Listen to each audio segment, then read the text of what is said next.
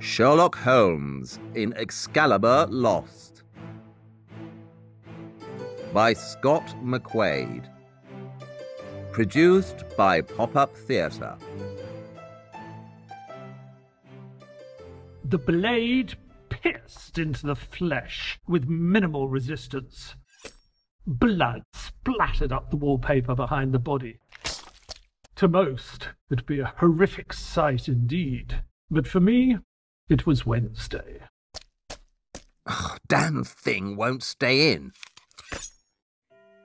Sherlock, far be it from me to question your so-called methods, but what on earth are you doing? Well, what does it look like I'm doing, Watson? I'm harpooning this dead pig.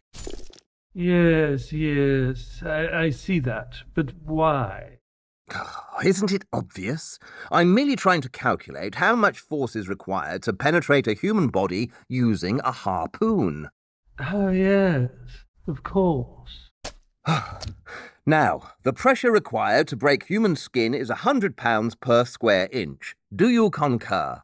That is correct, yes. We're going to say that muscle is about 50% more or less, and bone will break in shear at about 5,000 pounds per square inch. Taking into account the harpoon's weight and size, it will take about 60 kilojoules in force to spear through a human body.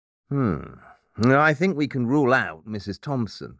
It was October 22nd, 2019, and the news had mostly been dominated by the Brexit deal to leave the EU. The morning had started like most in the residence of 221B Baker Street. Sherlock fiddled with his chemistry set, murmured to himself, while wearing his dressing gown. Then by lunchtime, I was privileged to witness the harpoon pig experiment.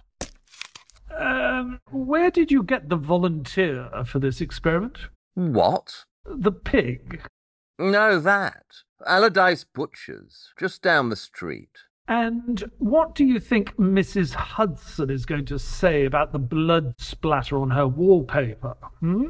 Probably the same thing she said about the bullet hole in the wall. And what was that?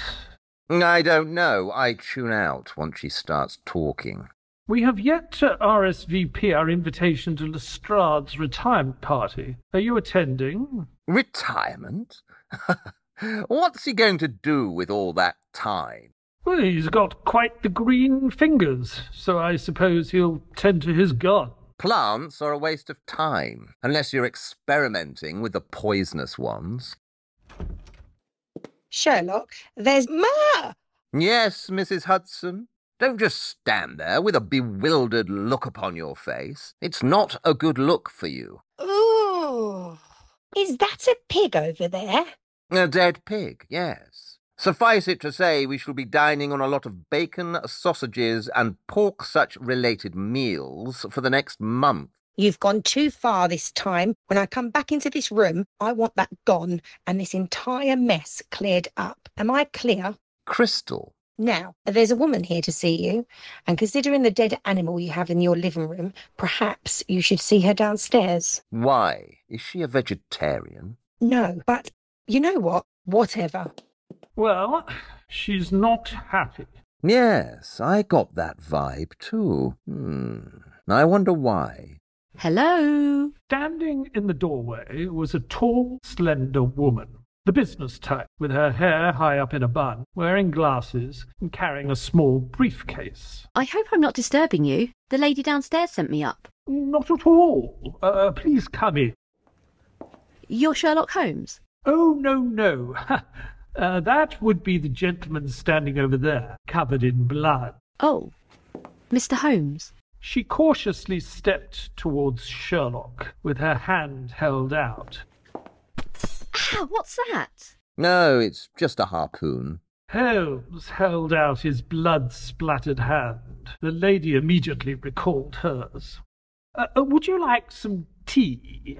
No, thank you. I'll get straight to the point. My name is Alice Turner, and I represent... Is that a dead pig over there? Yes. You were saying? Anyway, I represent Mr. William Cavendish. Your tone is implying that I should know of this person, but I don't. Watson, No, I'm afraid I have never heard of him. Oh, well, he's the Duke of Cornwall. Ah, that will be why. Nobody cares. Yes, well, nevertheless, he would like to speak to you. Would he now? About what? There's a car waiting downstairs. To take us to Cornwall? Yes. Of course, he will make it worth your while, even if nothing is to come from your conversation. Well, Miss Turner, I am intrigued. No, I rather like Cornwall. I haven't been there since my university days. Shall we? Perhaps you might want to clean up before we leave? All right.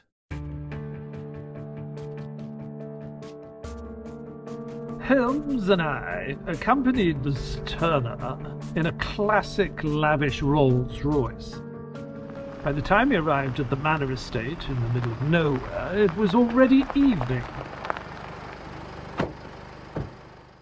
Miss Turner led us down the hallways, through the grand arched doors, until we reached a room that was guarded by 2 men in the usual Secret Service attire. The door opened to a room, revealing a hospital bed. This way. Miss Turner approached the bed where the Duke of Cornwall, Mr. Cavendish, lay with his eyes closed. She gently whispered into his ear, and his eyes opened as his drawn, thin face looked upon the bottom of his bed to see Holmes and I standing before him. Mr. Holmes, I'm very pleased to meet you. I've heard so much about you and the extraordinary work you do. Well, I don't know anything about you, Mr. Cavendish, except that you're dying. Yes, this is unfortunately true. I'm Dr. Watson. Well, Dr. Watson, you'll certainly fit in around here. I've seen nothing but doctors for the past 4 months. Why am I here? Straight to the point, Mr. Holmes. And why not? I would like to send you on a quest, one that I have been on for many years, but to no avail. So now I turn to you, the world's greatest detective. If you can't find it, then it is not there to be found. And what is it exactly that you wish to find? Excalibur.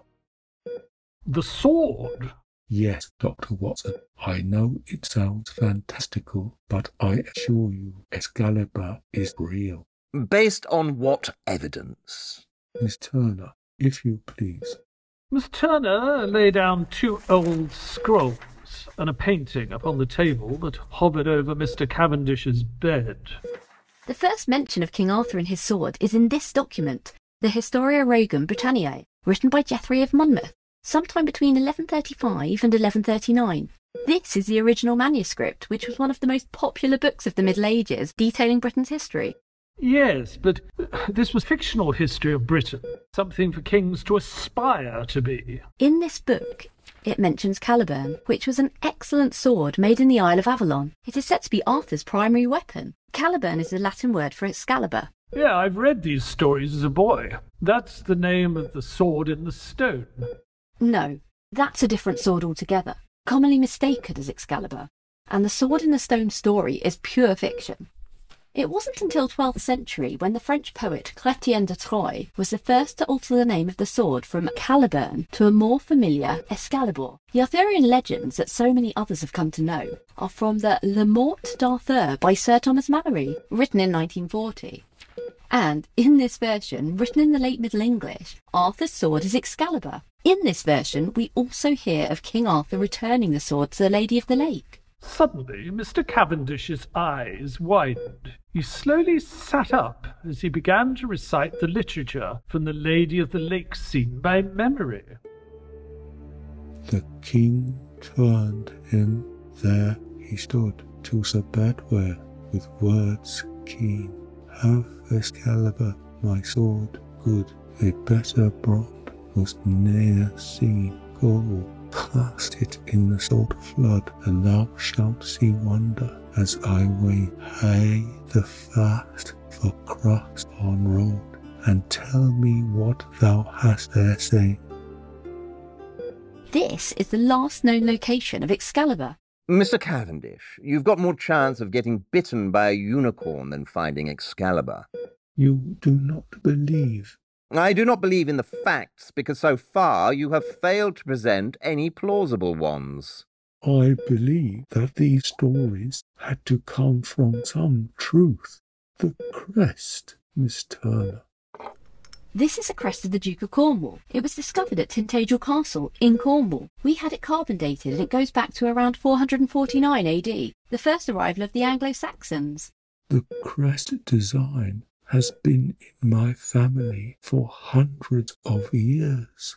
You are obviously building towards something, Mr. Cavendish, so I suggest you get to the point. Arthur's story begins with Uther Pendragon, his father. Uther Pendragon is smitten by Igraine, who was the wife of the Duke of Cornwall. So, disguising himself as Igraine's husband, he sneaks into her bed and she conceives Arthur. Mr. Cavendish proceeded to lift up the old crest, then turns it around, displaying the back of the shield, and crudely carved into it read the words, "My Arthur." I am of the bloodline of Arthur. Money is of no object. But time is. There are 14 muscles activated when you pick up a cup, or in this case, that crest of the same size. You are displaying far less due to rapid deterioration. I'd say 1 to 2 months. Ah, right you are, Mr. Holmes. Every second counts. Indeed. I accept this quest, but I cannot promise I will find Excalibur. But I can tell you, I will find the truth.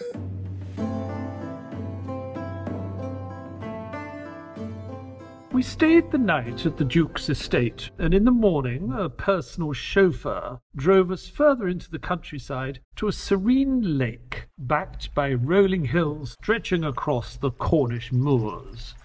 The lake was Dosmary Pool in Bodmin Valley, said to be the resting place of Excalibur.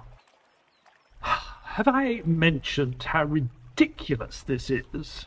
Yes. Last night at dinner, once at breakfast, and twice on the journey down here.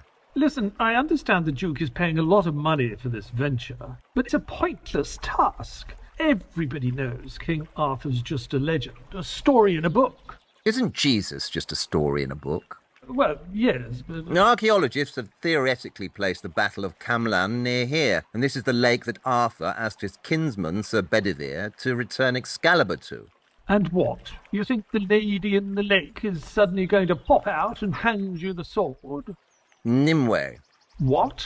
The lady of the lake is called Nimue, and if you're going to continue with the sarcasm, at least be creative. I think this is beneath us. It undermines our real investigative work.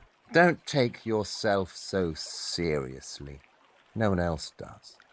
Sherlock continued to walk alongside the water's edge, looking into it.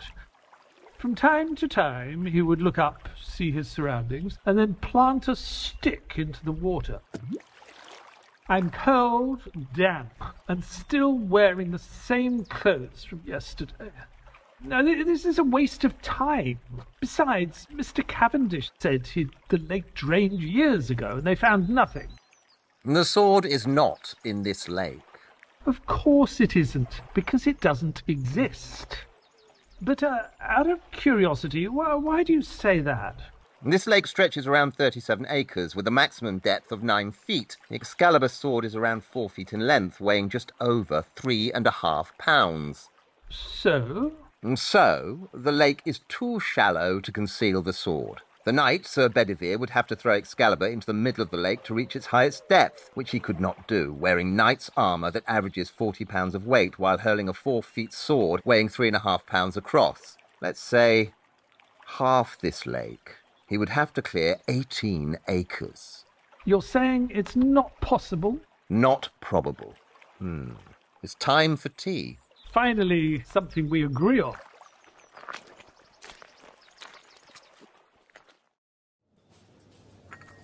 Holmes and I sat in a very small touristy tea shop in one of the many surrounding villages. Sherlock scoured the internet, reading everything he could related to King Arthur and Excalibur as he calmly smoked his pipe.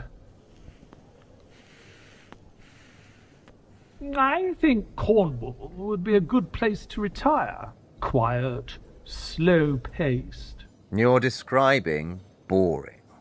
The waitress approached our table holding a golden brown Cornish pasty. There you go. One argy. Enjoy. Thank you. As they say, when in Rome. I have to say, that's the best Cornish pasty I've ever had. I'm sure the locals will be ecstatic to hear this. Look at that crimped crust. It goes on forever. That's because the crust was always used as a handle to hold the pastry, then discarded after. This is why it's crimped at the side. Well, you see, hard physical facts, that's you, Holmes. I don't understand why you're pursuing this fantasy of Excalibur. Define fact. A thing that is known or proved to be true. Precisely. Excalibur is known. It just needs to be proven. You can mince words, but that doesn't change the position that you're chasing a bedtime story. Mr. Cavendish spent his life trying to find evidence of Excalibur, but what he should have been doing is proving the existence of the man. King Arthur? Yes. It's time to get back to London. I thought we'd see a few more sights while we're here. What about Merlin's cave? You don't want to investigate that? That's nothing more than a tourist trap. But in the story, Arthur was found by Merlin the magician, washed ashore in a cave below the castle.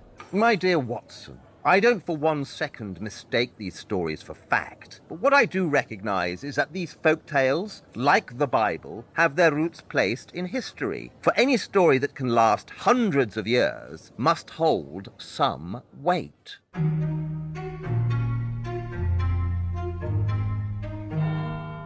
As the chimes of Big Ben awoke London, I staggered into the living room in a sleepy state, only to find Holmes in full Sherlock meta mode. He'd sat up all night surfing the internet and printing endless pages of Arthurian-related material. I walked through the sea of paper, parting a channel to the kitchen. Morning, Sherlock. We're out of ink. Well, I'm not surprised with all the paper you've used. That reminds me. We're out of paper. So, did you find any information on Excalibur?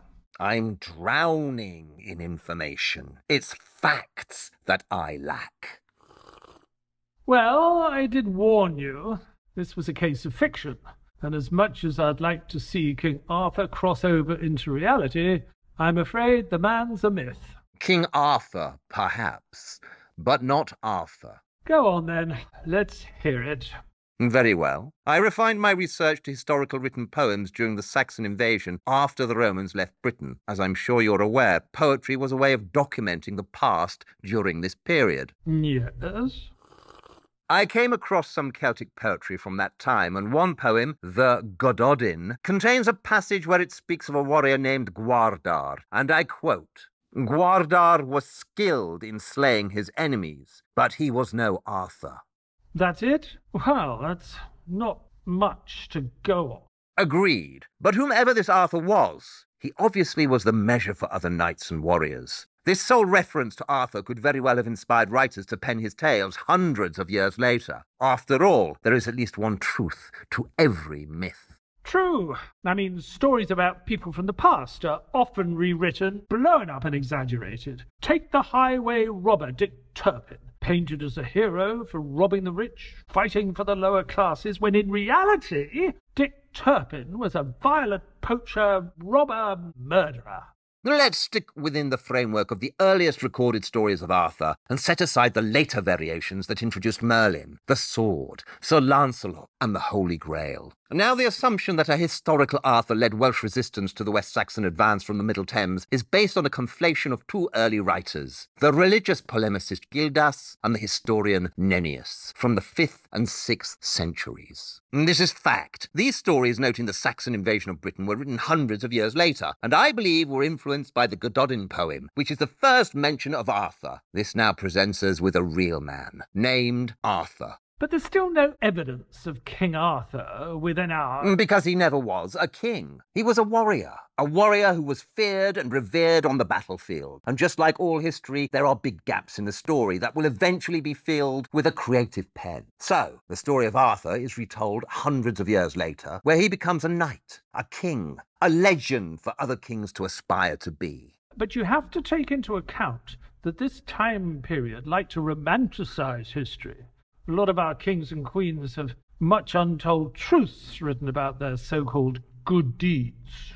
The question then is, why would writers document their history with real battles, real places, real outcomes, but place a fictional hero at the centre? These battles were fought and won by real warriors, real men, hence a real Arthur. Well, I see your point, but you're still lacking hard evidence. In the 9th century, Nennius wrote History of the Britons, which lists 12 battles fought by Arthur against the Saxons, and also records his death in 537 AD. And is there any evidence of his death? Yes, his gravestone. What? It's in Glastonbury. Oh, that reminds me. We're going to Glastonbury.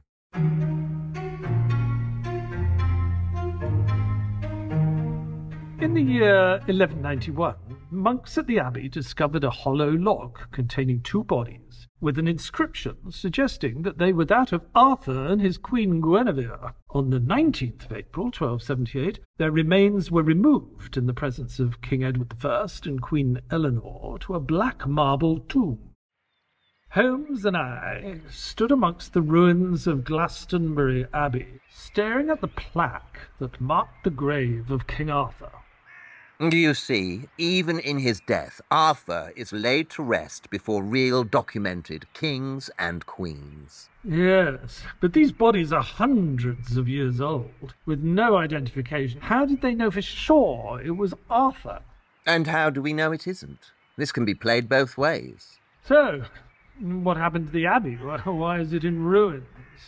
During the English Reformation of the 16th century, King Henry VIII ordered the dissolution of all monasteries. Thus, the abbey, along with the tomb, was destroyed. However, luckily, the shell of the abbey survived. This allowed modern archaeologists to pinpoint the location of the tomb. 6 o'clock. Oh, can't be so late already. No, Watson. I mean 6 o'clock, as in behind us. I glanced peripherally to see 2 large, square-jawed gentlemen wearing long overcoats approaching us. They did not look friendly. Mr. Holmes. Yes? I have somebody who would like to talk to you. This henchman held out a mobile phone displaying a video call with an elderly gentleman on its screen. He had slicked back hair, a goatee beard, and half-moon spectacles. Mr. Holmes, allow me to introduce myself. I am Baron Mubertree. I have a proposition for you. I'm afraid I must decline your offer. But you have not heard what I have to offer. Either way, I'm not interested. You will help me, Mr. Holmes. Baron will be very upset. This not a good thing. Yes, I'm sure. The 2 henchmen turned and walked away. Who's Baron Mubertree? I don't know, but I know exactly who to ask.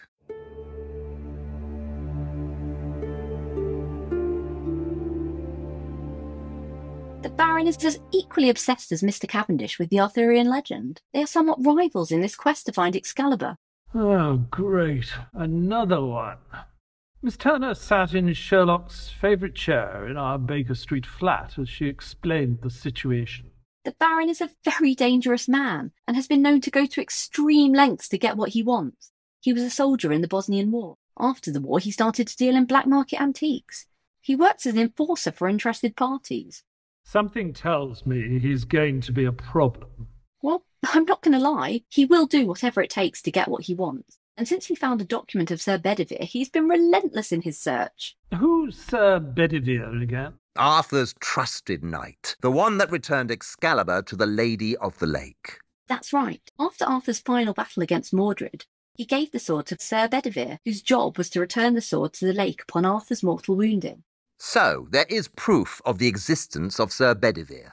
According to the Baron, there is. 11 years ago, he found a document hidden in a medieval chest he purchased. The document is believed to be written by Sir Bedivere, or so he says. The name Bedivere derives from the Welsh bedwyr, birchman.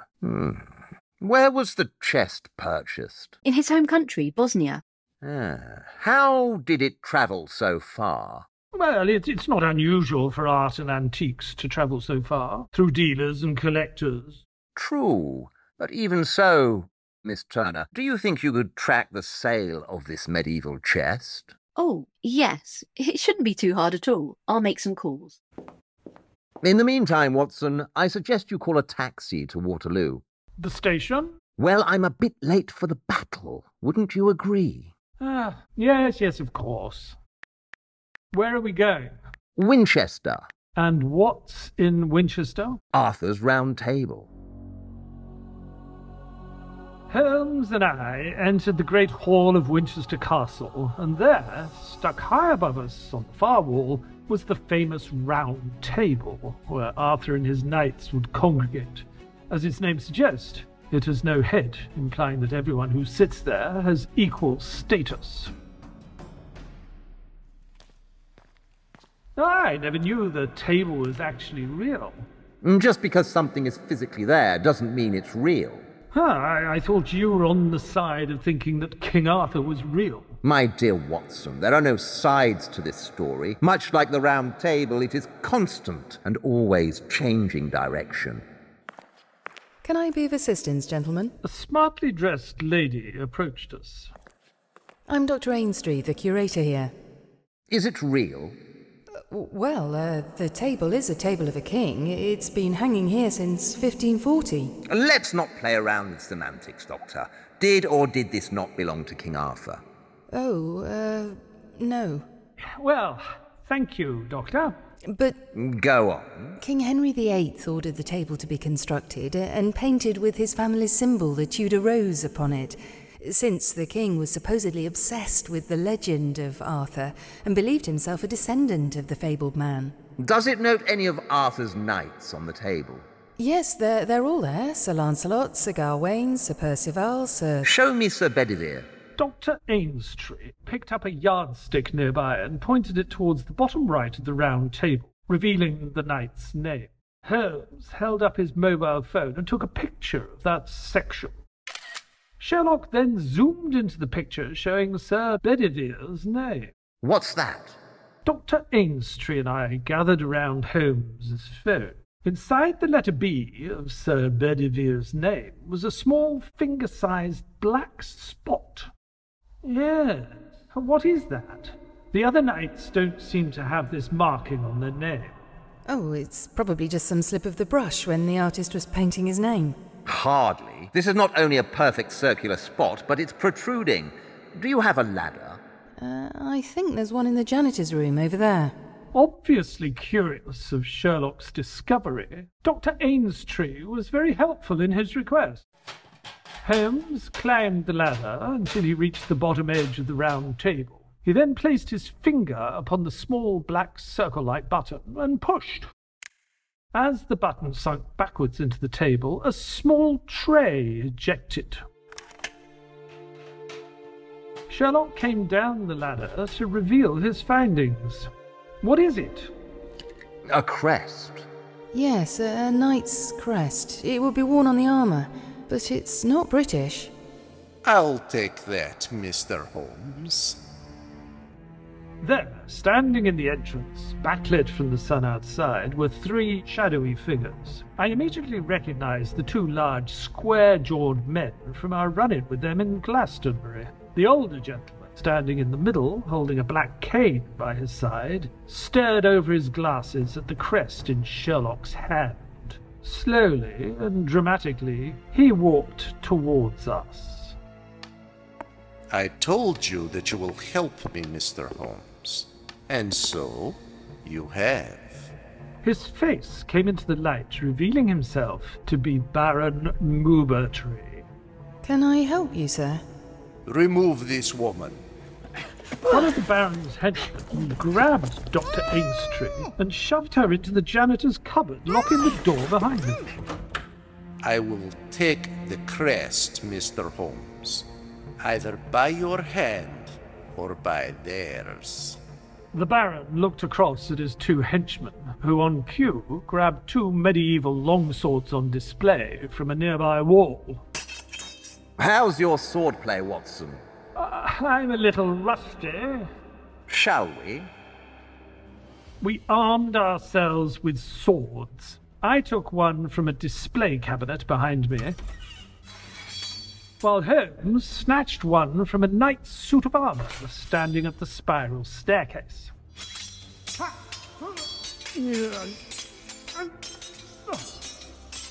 I struggled to fend off the henchman.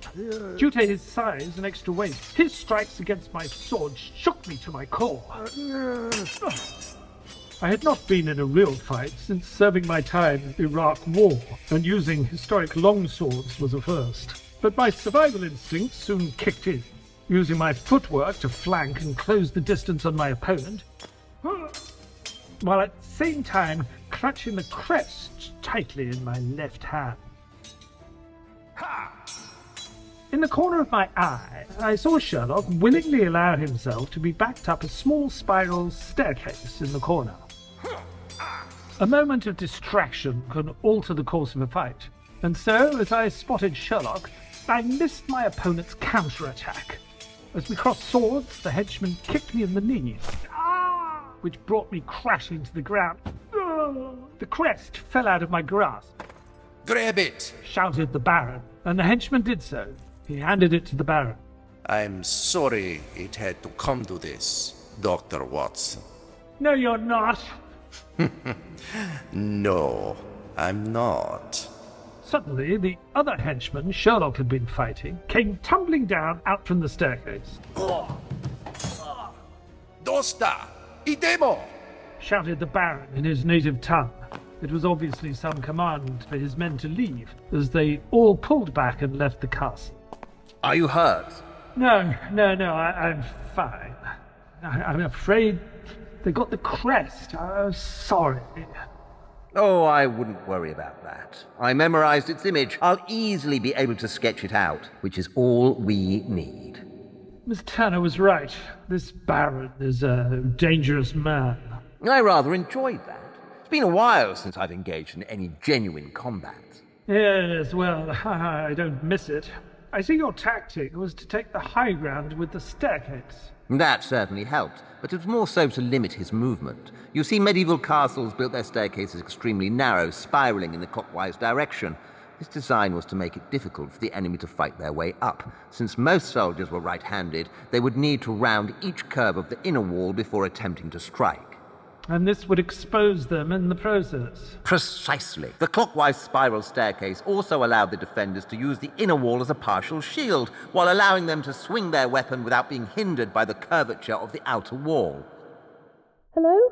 From behind us came the desperate cries of Dr. Ainstree, stuck in the caretaker's cupboard. Can somebody let me out of here, please? I've called the police. Hello? Come on, Watson, let's get out of here. I don't want to stand around here all day making statements to the police. We sat in our Baker Street flat, strategizing our next play. Inspector Lestrade had popped in to follow up on our RSVPs for his big retirement party. He was on the phone with Scotland Yard. Okay. Sure. Thanks, Gregson. Well? Baron Maupertuis is a very dangerous man. That's it? All of Scotland Yard's resources lead you to this conclusion? There's not much record on him because of his connections in the government. The corruption runs deep over there, so his name's clean. No paperwork on him, but it does come up on the street as enforcer. Lestrade, you're about as useful as the number 9 on a microwave. Sherlock! It's okay, Dr. Watson. It's part of the Sherlock Holmes package. You get the brilliant detective along with the endless insults. I think I might even miss it in the future. There, see? Lestrade agrees. He's an idiot. Well, I didn't say... Holmes looked at the caller ID on his phone. It read Ms. Turner. Yes, Miss Turner, you're on speaker. So, I managed to track the origins of the medieval chest the Baron purchased at auction. Ah, the one with the so-called letter from Sir Bedivere. Yes, it turns out the chest actually came from a medieval castle in the city of Zvečaj in Bosnia. Interesting. I'm sending you a picture of a crest design I saw earlier today. See if you can track down any information on it. Okay, got it. Let me see. The line went quiet for a moment as Miss Turner opened up her message to view the picture. Then... I know this crest. You do? Yes, it's the crest of the Black Knight. Wait, the Black Knight is real? He's as real as King Arthur. He served on King Arthur's court as his greatest warrior. Later stories said he was recruited by Merlin the Wizard. Who was he? Nobody knows, but legend has it, after King Arthur died, the Black Knight became a crusader, fighting in battles all across Europe. Did he ever battle in Bosnia? Oh my God, yes! Yes! His last battle was in Karlovac, which is the same county as the old medieval village of Zvečaj. Wait, you don't think that... Precisely, Miss Turner. What is it? I think we just discovered the identity of the Black Knight. Come, Watson, the game is afoot.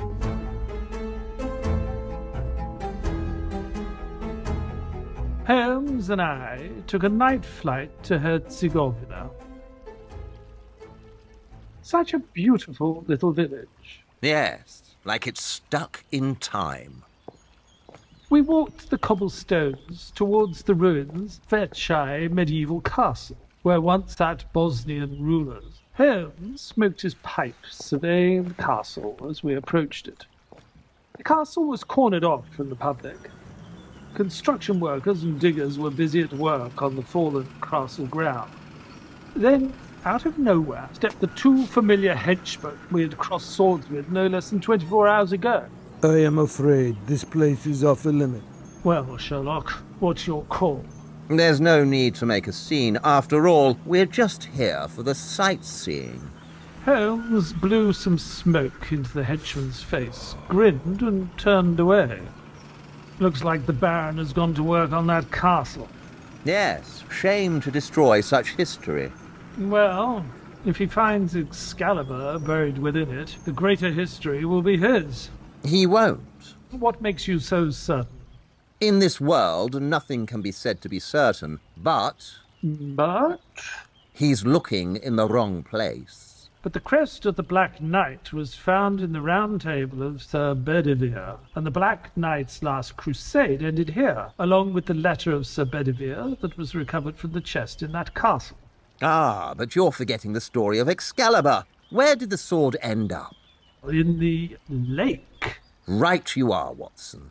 Sherlock called over to a local man passing by. Excuse me, govorisz le angielski? Yes, a little. Ah, good. Could you tell me the name of this river? It is Meresnica River. And does this river lead to a lake? Yes, goes up north to Vabas Lake. Thank you, you've been most helpful. Sherlock pulled out his mobile phone.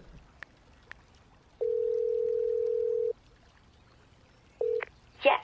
Miss Turner, I've located your sword. Send an excavation team at once. Holmes and I stood on the riverbank of the Verbas Lake, along with Miss Turner, as a team of archaeologist divers submerged into the murky lake water. So, tell me again how the Excalibur sword ended up here. Oh, Watson, it's quite simple. I deduce that the Black Knight and Sir Bedivere was one and the same, a persona he developed after the fall of Arthur. This notion would fit the timeline, as the Black Knight stories were introduced much later after the Arthurian legends. Remember, Arthur was mortally wounded in battle and gave Excalibur to Sir Bedivere to return to the Lady of the Lake. Well, in the story it says that Sir Bedivere hid the sword and lied to Arthur about returning it. Yes, I remember. But Arthur sees through the deception and convinces him to return the sword to the Lady of the Lake. Correct. But what if Sir Bedivere lied again, allowing Arthur to die in peace while he takes up Excalibur and becomes the Black Knight, crusading across Europe before falling in battle himself, whereby he finds the nearest lake and eventually returns the sword? Yes. Well, it's quite a story, but do you really think... I've got something. I couldn't believe my eyes. 3 divers emerged from the water carrying a rusty sword embedded in a rock. How fitting. The sword in the stone.